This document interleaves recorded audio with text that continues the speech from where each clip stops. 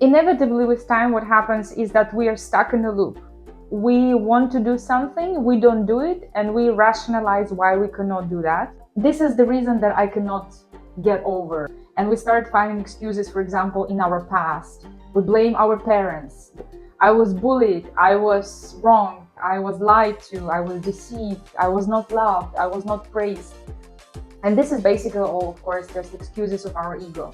Because the only thing that is threatened by us challenging the status quo is only our ego, of course.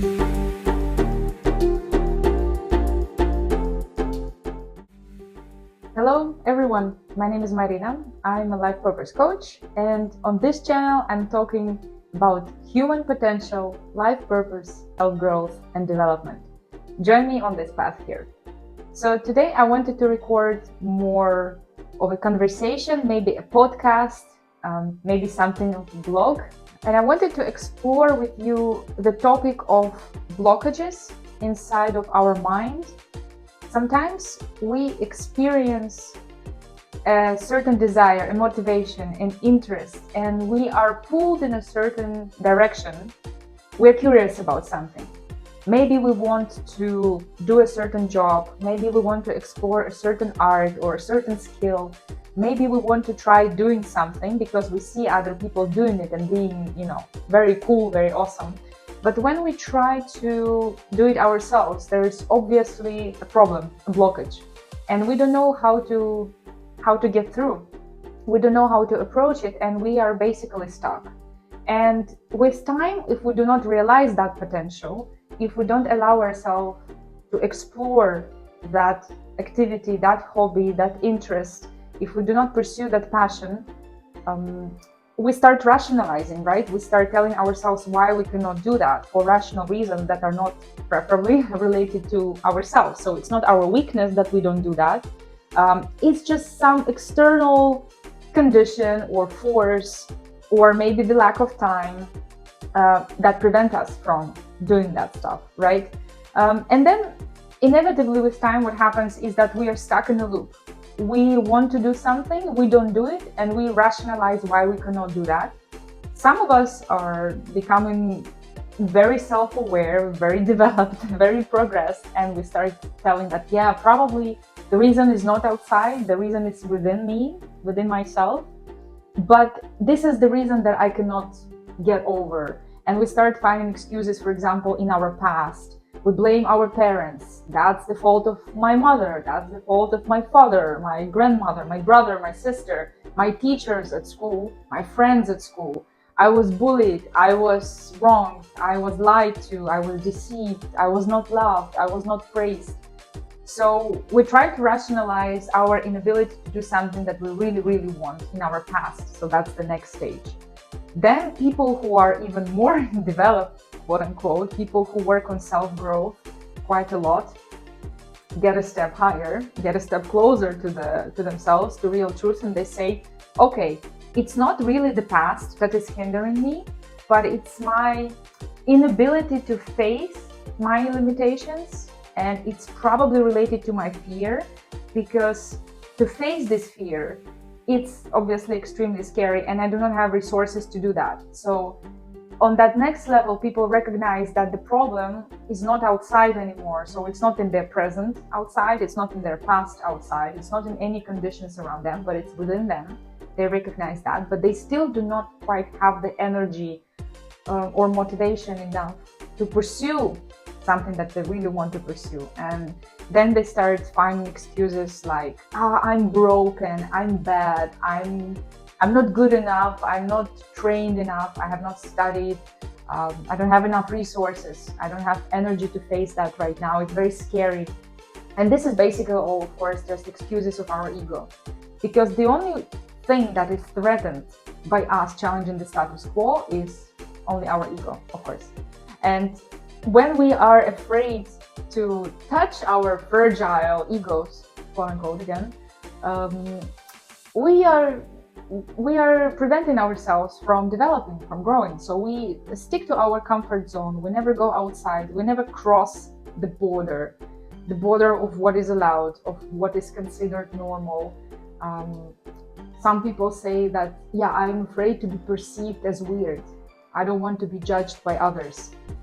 Which is a very interesting thought if you think about it actually. Why are we afraid of being judged by others? Probably because we judge others ourselves. Because everything in life, in the end of the day, is acting as a mirror. When we do something, the world does exactly the same to us. And this is the way through which the world shows us how we are. Everything around you is not showing you how the world is. Everything around you is showing how you are. And when we realize that truth, suddenly we get the key of building a much better life, changing something that we don't like, progressing, achieving some dreams, some goals.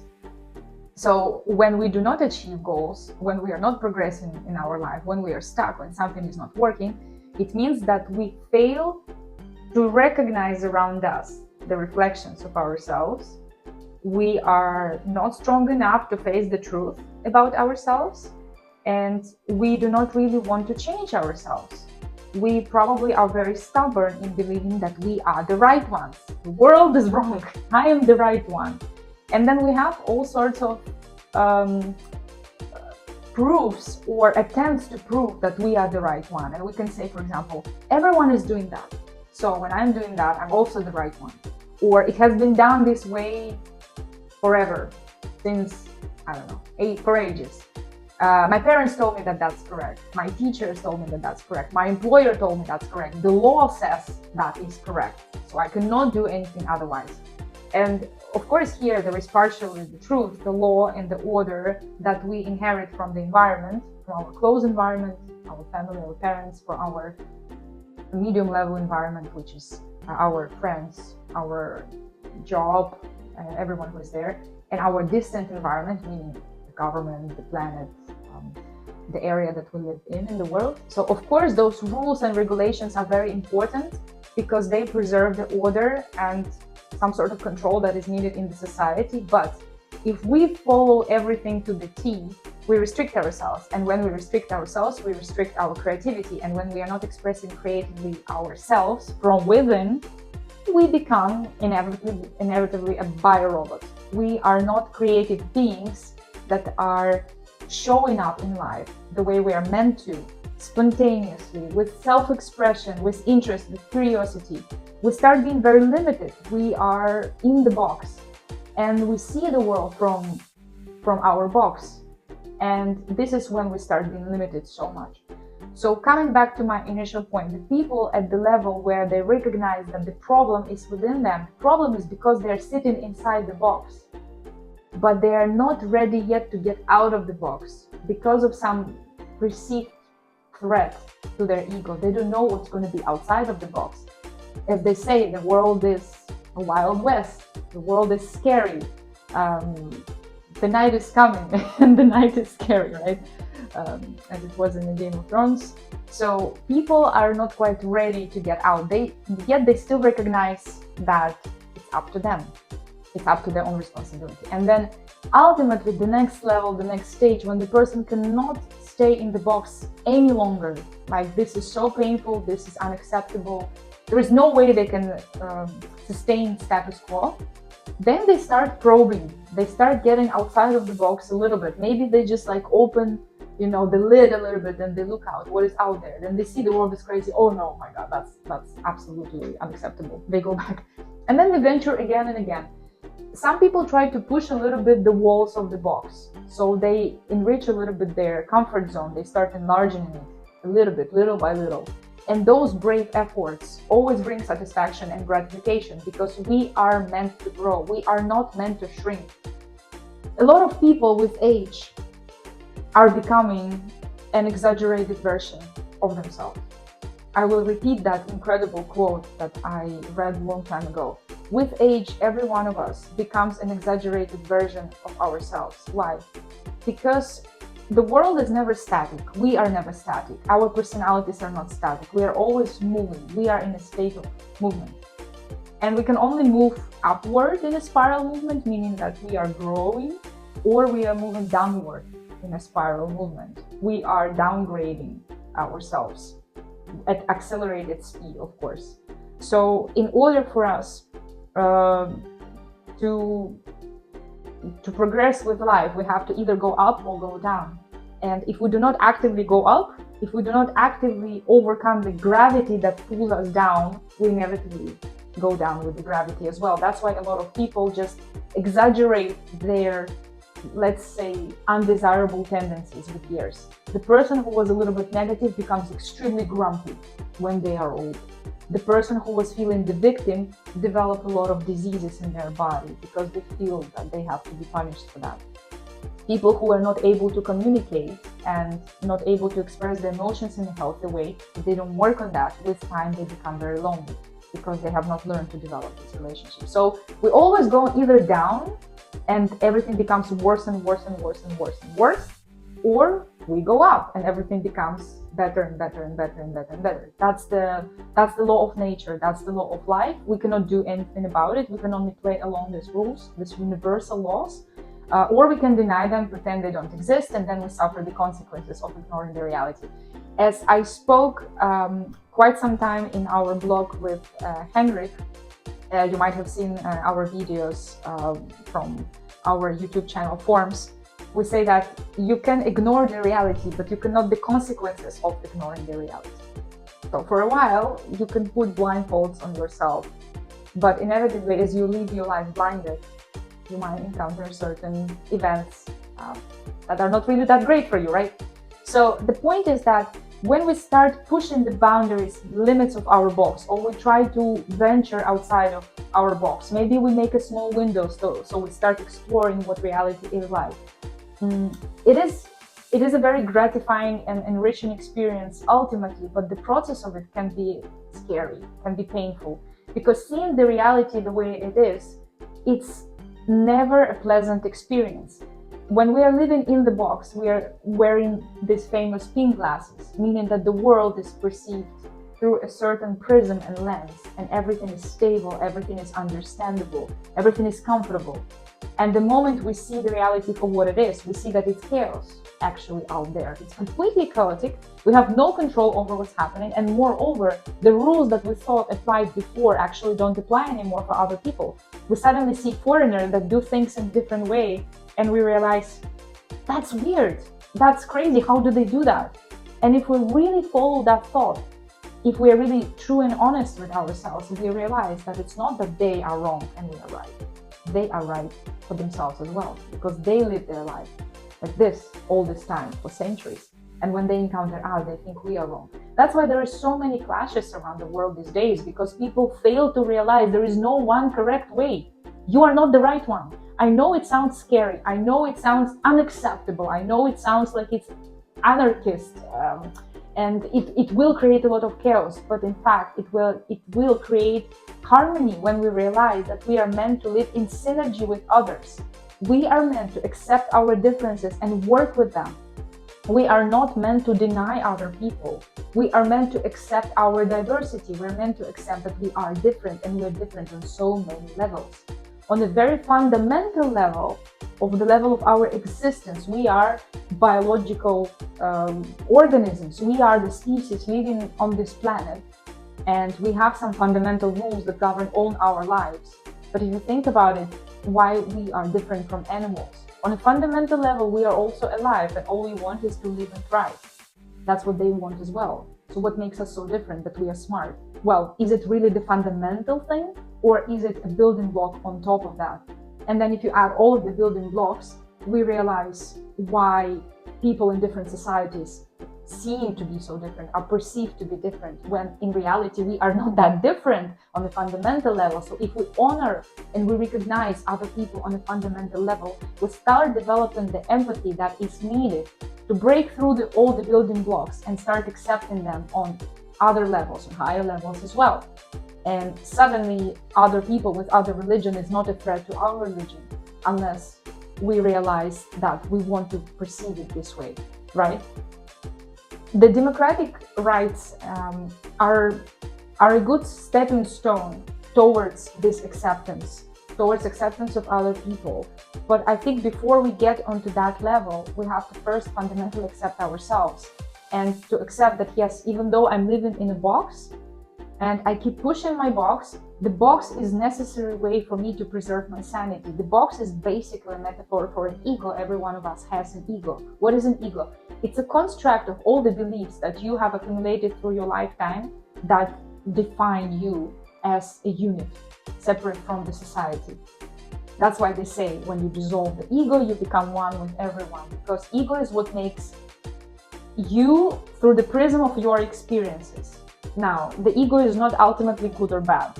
It's just a setting. That's it. We are not meant to dissolve our egos forever. We are not meant to live outside of the system, because the system is everything material. We are not meant to live outside of the material world because we have material physical bodies.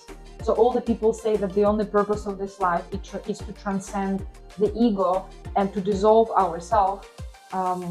This will not be compatible with the material physical life. I believe that the purpose of the life is to balance the non-physical with the physical, is to accept your physical nature, that yes, I'm the body right now, I'm living this experience right now as the physical body, but I don't forget that I'm so much more than my body. The same way as the reality around us, it's so much more than physical, yet I still honor that there is physical in it as well. So this duality transcends the duality of this life only when we recognize both parts and we say they're equally important, and we're trying to reconcile them, we try to balance them out.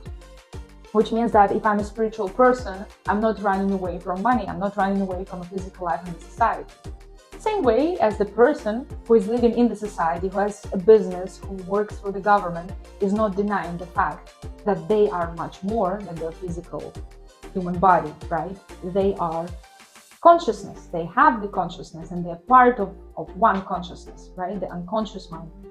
So to conclude today's conversation, I would encourage you to think about a few things. The first thing is, what stage of the self-actualization you are at right now? Which stage are you? Are you blaming your surrounding for not achieving your goal? Are you blaming your past?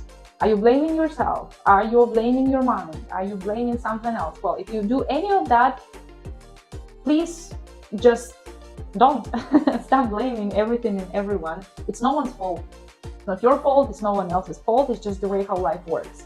However, there is your responsibility to change it if you wish to. So at first level, I encourage everyone always to think. Every area you blame someone or something, whether you or someone else or something else, just realize that it's not productive. The blame is not, it's not the way of passing on the responsibility healthily. That's not going to bring anything good. And I'm not about qualifying things as good, bad. I'm qualifying things as helpful or not helpful. At least just that's my approach. You might not buy into it, that's totally fine. But for me personally, I like looking at things if they're helpful for me or not. So blaming anything, reasoning with that, it's not helpful. It might be pleasant if I want to feel like a victim, but it's not helpful me to move forward. So that's the first stage. Then the second stage, once I stop doing that, I would identify where is the blockage in my progress right now. Is it on my personal level? Is it on my level working with the environment somehow, with other people, maybe relationships? So I would look into that. And then once I realize where the blockage currently is, I would start looking in the ways I'm rejecting the unity. I'm rejecting the beautiful interplay, the connection between me and that thing. I'm rejecting myself, or I'm rejecting the society, or I'm rejecting other people. I'm rejecting money. I'm rejecting the government. I'm rejecting businesses. I'm rejecting religion. Like, what is the level of rejection that I'm currently stuck at? And how can I start releasing this rejection? How can I reconcile that? How can I bring more balance into my relationship with that counterpart? How can I bring more balance and peace with myself? How can I forgive myself? How can I allow myself to be imperfect? How can I allow myself to be the way I am, not the way that others are? How can I be okay with this? How can I be okay with the environment? How can I be okay with the society I'm living in right now? How can I accept everything that's happening? Maybe I don't agree with it. It's not about agreeing and approving of everything that's happening. That's not what we're talking about. It's about this fundamental emotional release of tension and fight. How do I stop fighting? Like, for a moment, I just breathe out. Okay, let's take a pause here. How can I start bringing a bit more balance? How can I start being more accepting of my counterpart, of the society, of people, whatever other concepts? And then lastly, I would look into the ways how I can help other people to do the same. Because again, as I already mentioned in my previous videos, I don't believe that we are meant to live in this world in isolation by ourselves. So why are we so selfish about living in this world? It's like just me, I'm important, my problems, my troubles, my relationships with the world and everything. How can you contribute? How can you pass on the wisdom? How can you help others? Helping others is not inherently the function of empathic people. Empathy is an ability to empathize with others on a higher level, on a deeper level, but every one of us still have to be helpful because we are living in a society, in a symbiosis. If you are thinking only about yourself, about your problem, that's a parasitic relationship with the world, because everything is about you. No one is the center of the world. I'm not the center of the world. No one is. Doesn't matter how quote unquote important the person is perceived. This is completely irrelevant, and we'll talk about it later. If you have questions about what is considered an important and not important person, or important life purpose and not important life purpose, let me know in the comments down below, because I have some interesting thoughts to share on this topic as well. As a professional life purpose coach, I have quite a collection of interesting experiences and thought about that. So let me know if you want to hear it as well.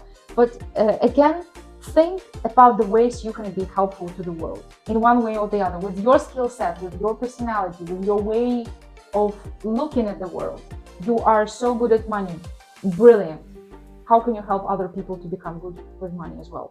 You're so good with people. How can you become others to become good with people? You're so good in relationship with yourself. You love yourself. How can you help others to accept and love themselves as well? So this is everything I wanted to share with you today. Let me know if you're interested in this more of a podcast format. I would be curious to know if that's something that you would like me to do more of. Like this video if you resonated with the topic, share it with your friends if you think that could be helpful for them as well. And I will see you next time. Bye.